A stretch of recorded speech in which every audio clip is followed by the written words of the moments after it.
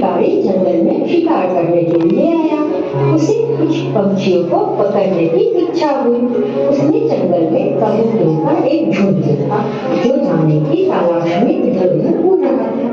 उस शिकारी ने कबूतरों को पकड़ने के लिए चावल के दाने बिखेर दिए और उनके ऊपर जाल बिछा दिया और स्वयं एक पेड़ के नीचे छिप गया। दाने देखते ही कबूतर एक एक करके दाने चुनने के लिए आने लगे। इसी बीच कबूतरों की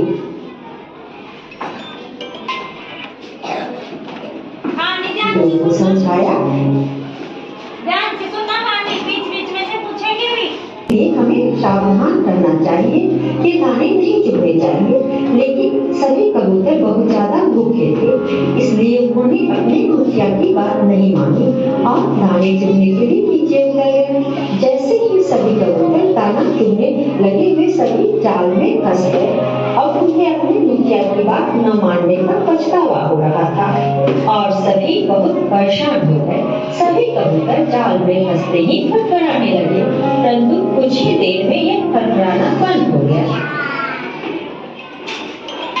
हिम्मत हार चुके थे, लेकिन कबूतरों का मुखिया अभी जाल में फंसे कबूतरों की मदद कर रहा था। अब मुखिया कबूतर ने जाल में फंसे कबूतरों से कहा कि हिम्मत मत हारो, यह जाल इतना भी ताकतवर नहीं है कि एकता की शक्ति और उन्हें एक दिशा में एक साथ उड़ने की सलाह दी। सभी कबूतर एक साथ एक ही दिशा में उड़ने लगे। एक साथ ज्यादा बल लगने के कारण जाल भी उनके साथ उड़ रहा था। कबूतरों ने कुछ चूहों को देखा और सभी कबूतर उस तरफ उड़ने लगे। कबूतरों ने उन चूहों को सारी घटना के बारे में बताया और जाल काटकर उन्हें आजाद करने के लिए उनसे प्रार्थना की। चूहों को कबूतरों पर तरस आ गया और चूहों ने जाल को उतरना शुरू कर दिया। इस तरह सभी कबूतर चूहों का धन्यवाद करके आसमान में उड़ गए। तो इस कहानी से क्या पता चलता है?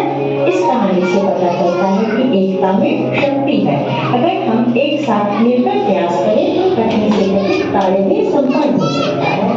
अगर आप लोगों को ये